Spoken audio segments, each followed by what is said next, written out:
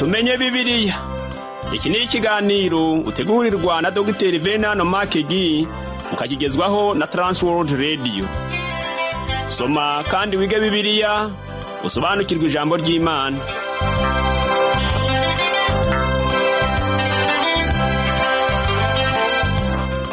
Uraho neza nshuti muvandimwe uteze amatwi ikiganiro tumenye Bibiliya. Amahoro y'Imana nabane nawe, kaze muri iki kiganiro ugezwaho nanjye Parfait Ntamvutsa. Duheruka tuganira uburyo umwanditsi wa Nehemiya yabaruye abantu ubwo inkike z'i Yerusalemu zari zimaze kuzura. Mukanya ngiye kukubwira uko Ezira yasomye amategeko ya Mose imbere y'iteraniro rinini ry'Abisirayeli.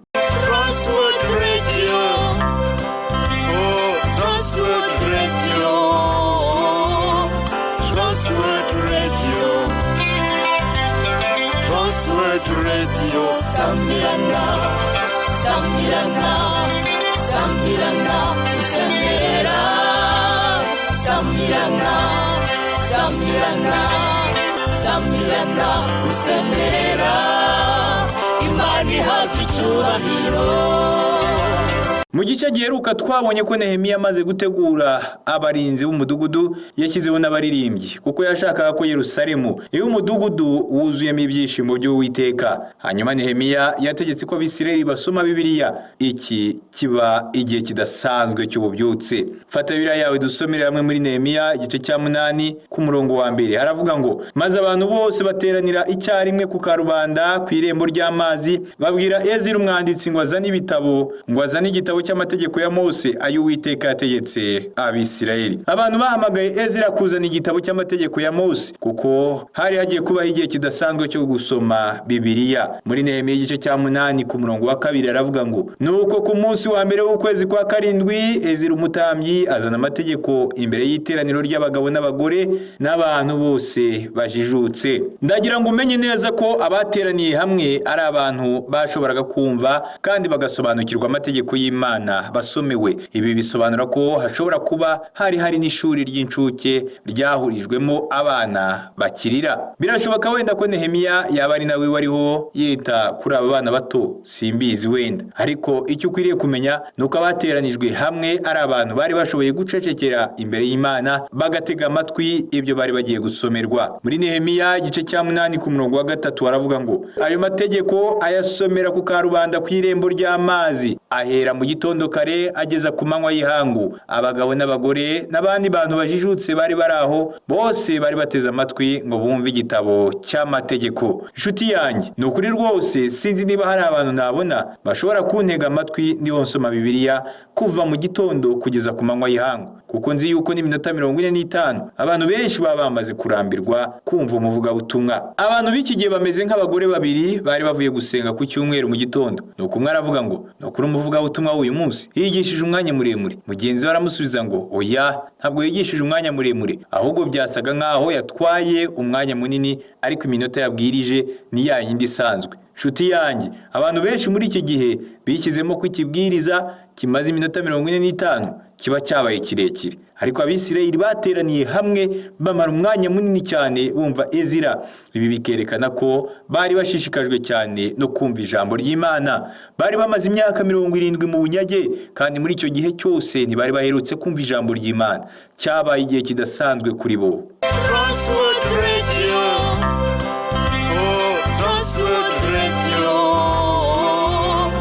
Transworld Radio. Transworld Radio. Samirana, Samirana, Samirana, Samirana, Samirana, Samirana, Samirana, Samirana.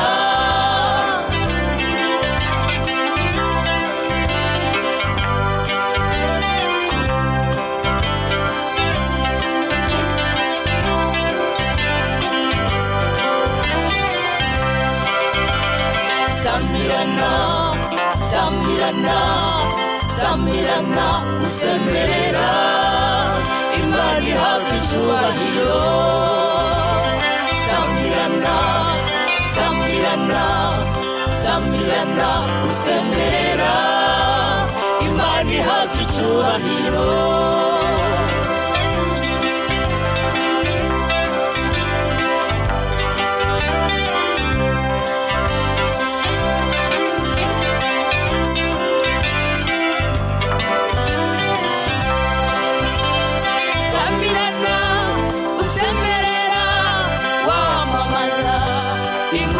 nziza sambirana usemerera wamamaza inkuru nziza ni agakiza kabonekwa muri Yesu Kristo inkuru nziza ni agakiza kabonekwa muri Yesu Kristo sambirana usemerera sambirana usemerera imana yacu icyubahiro sambirana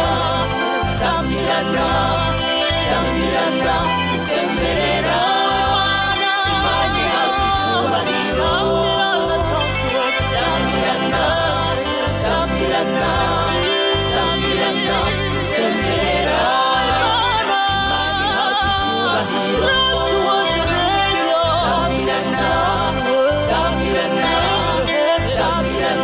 usemerera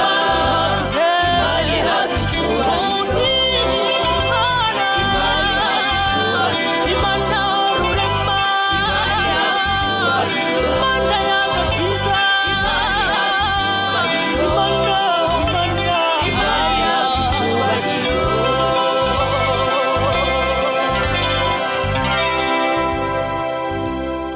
Muri Nehemiya igice cya 8 ku murongo wa 4 aravuga ngo nuko Ezira umwanditsi ahagarara ku ruhimbi rw'ibiti rwabarijwe uwo murimo iruhande rwe mu kuboko kw'iburyo ahagarara Matitiya na Shema na Anaya na Uriya na Hirukiya na Maaseya ibumoso ahagarara Pedaya na Mishayeli na Malikiya na Hashumu na Hashibadana na Zekariya na Meshulamu. Ezira yahagararanye n'abagabo 13 tumaze gusoma muri uwo murongo. Muri Nehemiya igice cya 8 ku murongo wa 5 aravuga ngo nuko Ezira aramburira igitabo imbere y'abantu bose kuko yari abisumbuye maze akirambuye abantu bose barahaguruka. Igihe Ezira yabumburaga ijambo ry'Imana abantu bose barahagaze kandi no mu gihe Ezira yari hasoma bakomeza guhagarara kuva mu gitondo kugeza ku manywa y'ihangu nta numwe wigeze ashaka kwicara. Ubwa mbere na mbere habayeho guhimbaza Imana. Reka dusome muri Nehemiya igice cya 8 ku murongo wa 6 haravuga ngo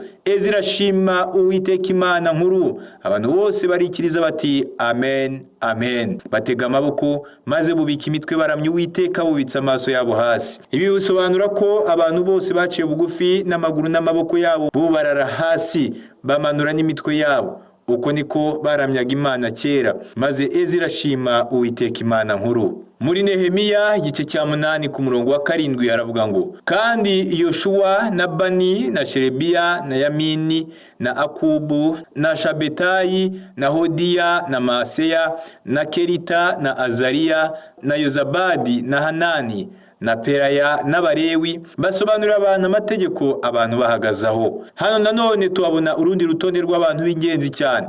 Aba ni abantu bagombaga gusobanura iteraniro ijambo ry'Imana. Muri Nehemiya igice cya 8 ku murongo wa 8 aravuga ngo basoma mu gitabo amategeko y'Imana gusoma kumvikana arasobanura kugira ngo abantu bamenye ibyasomwaga. Iri teraniro rinini ry'abantu bari bateraniye ku irembo ry'amazi imbere mu gipangu cy'i Yerusalemu. Amazina y'abantu twasomye ku murongo wa 7 muri iki gice cya 8 mu gitabo cya Nehemiya n'abantu bari bakikije iteraniro. Ezira umwanditsi yasomaga agace gato k'amategeko hanyuma agahagarara gato nuko buri wese muri ba bantu bakikuje iteraniro akabaza itsinda rye ahagarariye ngo mbese mwasobanukiwe ibyo bamaze kubasomera.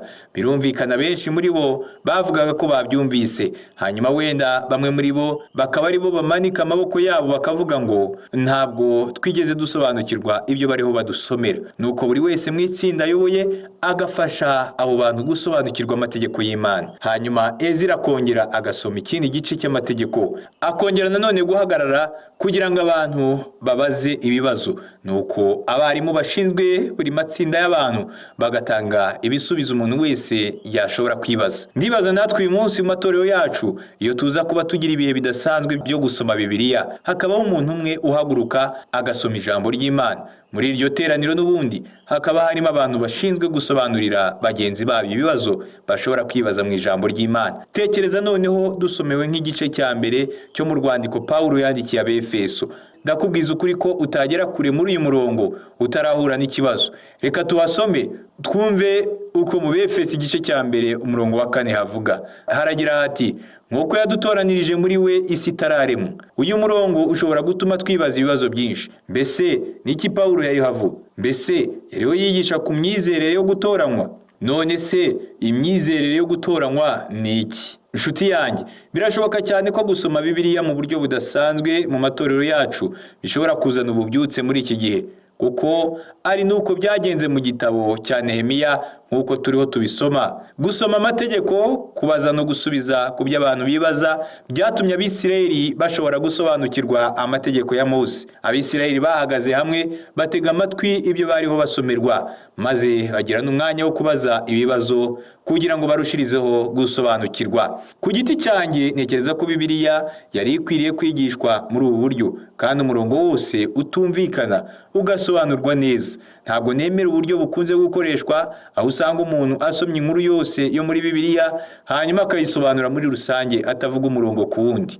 Icyo ni nacyo gitumye abantu benshi muri iki gihe bumva batagishishikajwe n'ijambo ry'Imana. Shuti yanjye, nukuri rwose ntabwo nemera uburyo abavuga butumwa benshi muri iki gihe usanga bisomera inkuru yo muri Bibiliya hanyuma wo gusobanura buri murongo ugize iyo nkuru bakivugira ibyo bishakiye, ndetse kenshi n'ibyo bavuze ntibihure n'ibyanditse muri Bibiliya. Nizera ko Imana yifuza ko dusoma Bibiliya kandi tukagerageza kwisobanura uko iri umurongo ku wundi. Hari n'irindi somo dushobora gukura muri uyu murongo wo muri Nehemiya igice cya 8 ku murongo wa 8. Hari uburyo bwinshi bwo kubwiriza. Uburyo bwa mbere bwitwa psychological approach, aho ubwiriza ashingira ku miterere n'umuco byabo ari kubwiriza. Uburyo bwa kabiri ni ubwitwa scholarly approach, aho ubwiriza akoresha ubuhanga n'ubumenyi yakuye mu byerekeranye na theology. Hari n'abandi bakoresha ubundi buryo butandukanye. Umugore umwe yabwiye perezida w'ishuri rya Bibiliya ko yari amaze igihe yumva ibiganiro bya Bibiliya bya Vernon McGee kuri radio, aho Vernon McGee yasobanuraga umurongo ku wundi mu byanditswe.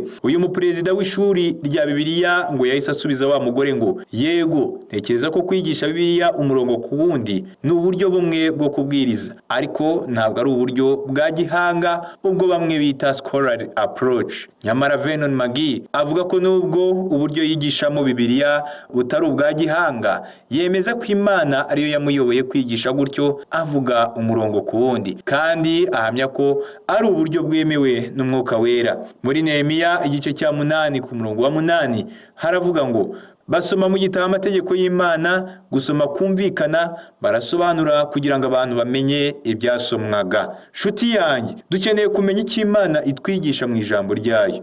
Vernon McGee avuga ko yagize amahirwe yo kubwiriza ahantu henshi hatandukanye, aho ngo yagiye abona abantu basoma ibyanditswe mu buryo budasanzwe, ku buryo mwene data umwe ashobora guhaguruka agasoma ijambo ry'Imana arishimangira nk'usoma ijambo ry'Imana koko. Ariko nanone Vernon McGee avuga ko hariho n'abandi usanga amajwi yabo atumvikana mu gihe bariho basoma ijambo ry'Imana. Nyamara muri Nehemiya igice cya 8 ku murongo wa 8 havuze ngo basomye mu gitabo amategeko y'Imana, gusoma kumvikana. Uko ni nako Imana yifuza ko dusoma ijambo ryayo uyu munsi. Ezira na bagenzi be ntabwo bigeze biga amasomo yerekeranye n'imbwirwaruhame cyangwa se public speaking mu rurimi rw'Icyongereza, ariko aba bagabo bari bizeye ko ibyo basoma ari ijambo ry'Imana kandi barisoma uko riri. Nanjye rero nizera ko Imana ari uko yifuza ko tuyobora amateraniro yacu. Ntabwo nitaye ku buryo umuntu aririmbamo, uburyo acurangamo, cyangwa se uburyo umuntu asoma Bibiliya, kuko niba Bibiliya idasomwe ngo yumvikane abantu ntacyo bashobora kumva rwose. Icyo gihe kandi n'amateraniro ntabwo aba akigenze neza. Shuti yanjye, Imana ikeneye ko twumva ikiva mu ijambo ry'Imana.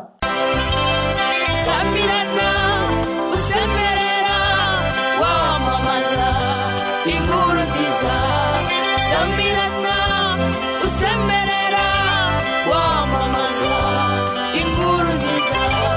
Inkuru nziza ni agakiza kabonekwa muri Yesu Kristo. Inkuru nziza ni agakiza kabonekwa muri Yesu Kristo. Samirana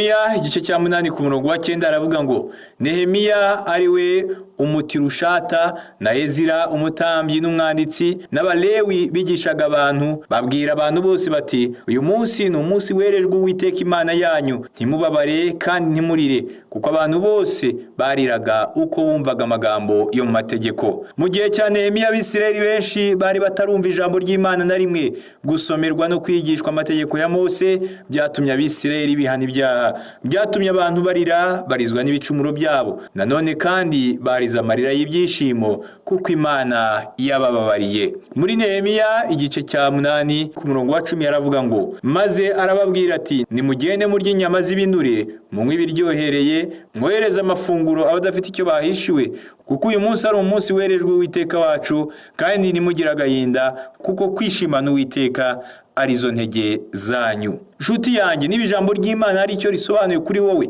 kandi ukaba hari icyo urikuramo, rizagutera gukorera ikintu cyiza mugenzi wawe. Ijambo kandi rizagutera kugira icyo ukorera Imana. Muri leta ya California hari inkuru y'abahungu babiri bigeze gusura inzu ibarizwamo abantu bashaje b'abakecuru, nuko bagenda bitwaje za vitamine zo gufashisha abashesha kanguhe. Ngo muri icyo gikorwa cy'abo basore hari umukecuru wafashijwe cyane n'izo vitamine. Nshuti yanjye, ndakubwiza ukuri ko ijambo ry'Imana ari vitamine izatuma ugira ikintu cyiza ukorera mugenzi wawe. Mu murongo twasomye havuze ngo mwoherereze amafunguro abadafite icyo bahishiwe. Abisirayeli hari icyo bagombaga gufasha bagenzi babo b'abakene. Muri uwo murongo nanone twasomye harimo amagambo avuga ngo kandi nimugira agahinda. Abisirayeli ahubwo bagombaga kwishima kuko Uwiteka ari we wari imbaraga zabo. Mu Bafilipi igice cya 4 ku murongo wa 13 Paulo yabwiye abizera ngo shobozwa byose na Kristo imbaraga.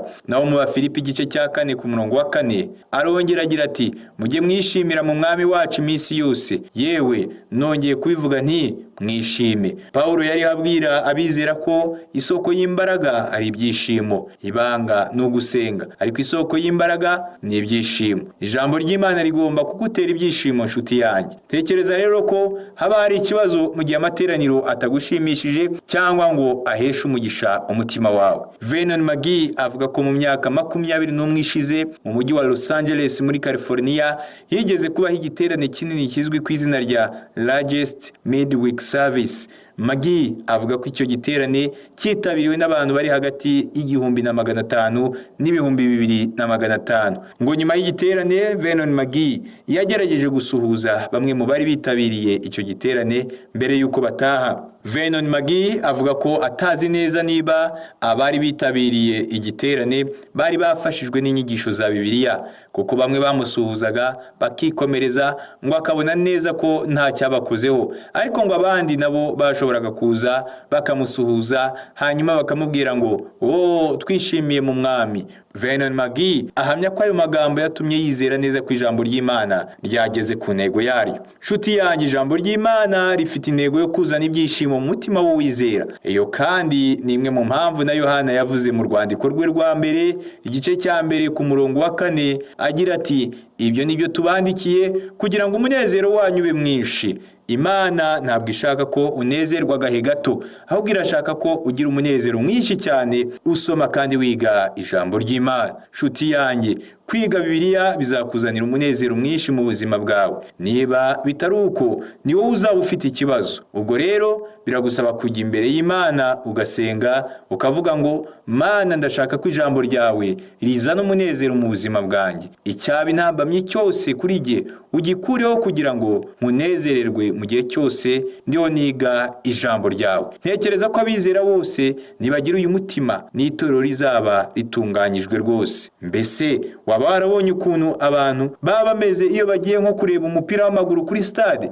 Yewe biba bimeze nk'umunsi mukuru kuko abantu bose baba bishimye cyane. Mbese waba warabonye ukuntu abantu baza mu rusengero bameze mu materaniro ku cyumweru mu gitondo? mbega ukuntu baba bameze nk'aho bikoreye umutwaro munini we. ubona abantu benshi mu rusengero basa nk'aho bikoreye imitwaro, nyamara muri ayo materaniro bari bakwiriye guturwa iyo mitwaro yabo. Nshuti yanjye, ni ukuri byari bikwiriye ko abantu bajya mu materaniro bishimye kandi banezerewe mu mitima yabo. Muri Nehemiya igice cya 8 ku murongo wa 12 aravuga ngo, maze abantu bose baragenda bajya gufungura no guhana amafunguro no kuganira ibiganiro by'ibyishimo byinshi, kuko bamenye amagambo babwirijwe. Iminsi mikuru y'ingando bayisubizaho. Transworld Radio.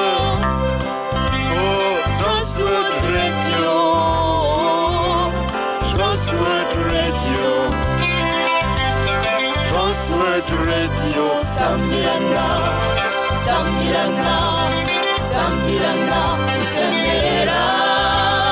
Sambirana, Sambirana, Sambirana, Usemerera.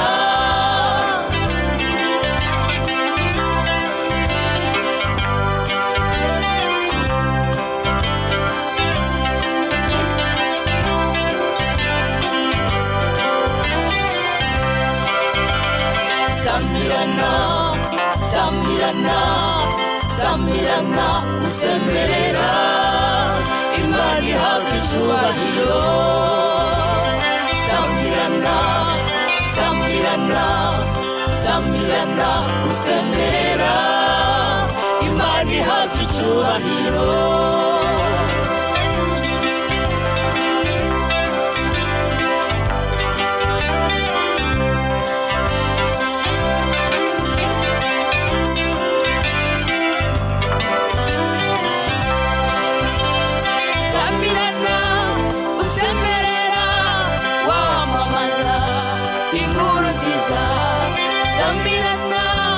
Usemerera wamamaza inkuru nziza, inkuru nziza ni agakiza kabonekwa muri Yesu Kristo.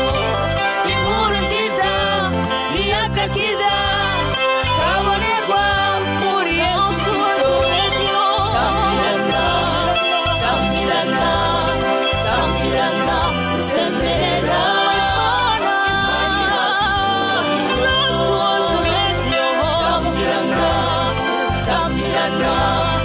Sambirana, Usemerera.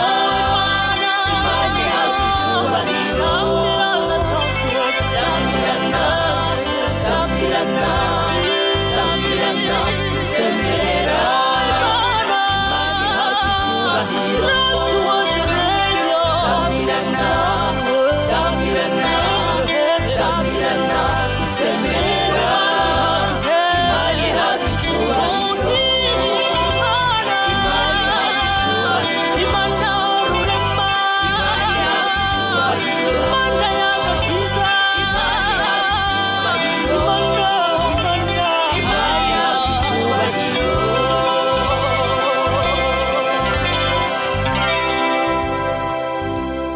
Inshuti yanjye, nizera neza ntashidikanya ko izi nyigisho za Bibiliya zikubiye muri iki kiganiro Tumenye Bibiliya zigushimisha. Mu myaka yashize, umukozi w'Imana yigeze kwakira amabaruwa 3. Imwe yari y'umumisiyoneri wari wacitse intege, ariko nyuma ijambo ry'Imana rikaza kumutera ibyishimo. Iyindi baruwa yavugaga uburyo hari umuryango wari ugiye gusenyuka, ariko abagize uwo muryango bakongera kuzura ibyishimo ku bw'ijambo ry'Imana. Ibaruwa ya nyuma yari y'umugabo wangaga cyane umuvugabutumwa wo kwitorero rye. Uyu ariko akaba yaramwangaga bitewe n'abandi bantu bari basanzwe ari abanzi b'uwo muvugabutumwa wabo. Ariko nyuma ijambo ry'Imana ryatangiye gukora mu buzima bwa wa mugabo. Nshuti yanjye, ndakubwiza ukuri ko Bibiliya ishobora kuzana impinduka mu buzima bw'uwo ari we wese mu gihe umuntu yemeye kuyisoma no kuyiga. Muri Nehemiya igice cya 8 ku murongo wa 13 aravuga ngo, ku munsi wa kabiri hateranira abatware b'amazu y'abasekuruza b'abantu bose n'abatambyi n'abalewi, bateranira kuri Ezira umwanditsi, bategera amatwi kumva amagambo y'amategeko. Iyo Abisirayeli batangiraga kwiga amategeko y'Imana, byatumye ku munsi ukurikiyeho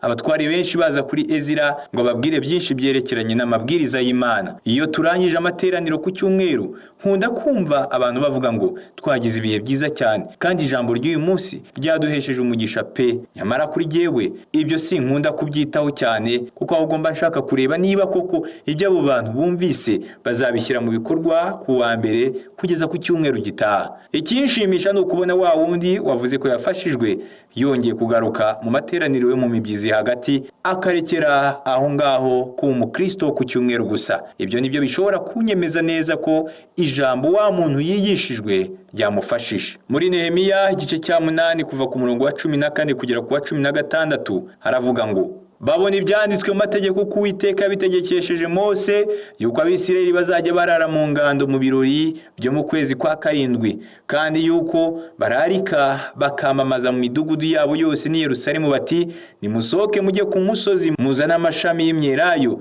n'ay'iminzenze n'ay'imihadasi n'ay'imikindo n'ay'ibiti by'amashami atsikanye muca ingando nk'uko byanditswe. Nuko abantu barasohoka bazana amashami bicira ingando, umuntu wese ayica hejuru y'inzu ye no mu bikari byabo no mu bikari by'inzu y'Imana no ku karubanda ku irembo ry'amazi no ku karubanda handi ku irembo rya Efurayimu. Muri iki gihe Abisirayeli bizihije umunsi mukuru w'ingando. Umunsi mukuru w'ingando wibutsaga Abisirayeli uburyo Imana yabarinze kandi ikabitaho mu gihe cya kera ubwo bariho bava muri Egiputa berekeza i Kanani.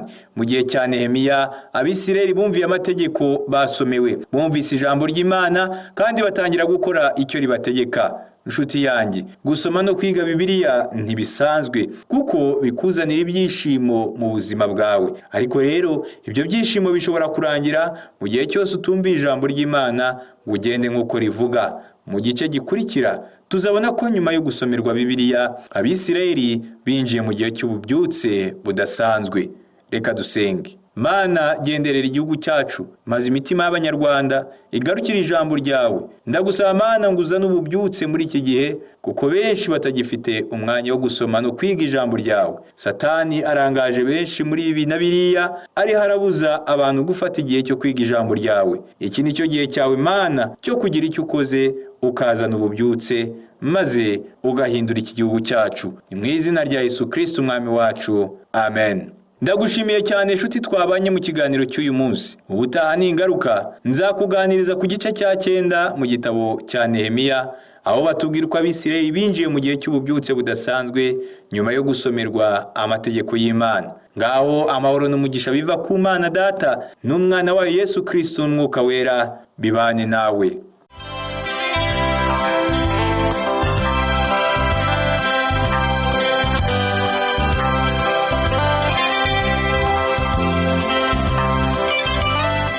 Icyo cyari ikiganiro tumenye Bibiliya. Niba wifuza kugira icyo ubaza, kudutera inkunga cyangwa ushaka kuduha ubuhamya, ushobora guhamagara cyangwa kohereza ubutumwa bugufi kuri telefoni igendanwa. Inomero ni 07 81 27 90 18. Ushobora kandi kutwandikira kuri page yacu ya Facebook yitwa Tumenye Bibiliya, cyangwa kuri email yitwa umucyo@yahoo.fr. Imana iguhe umugisha.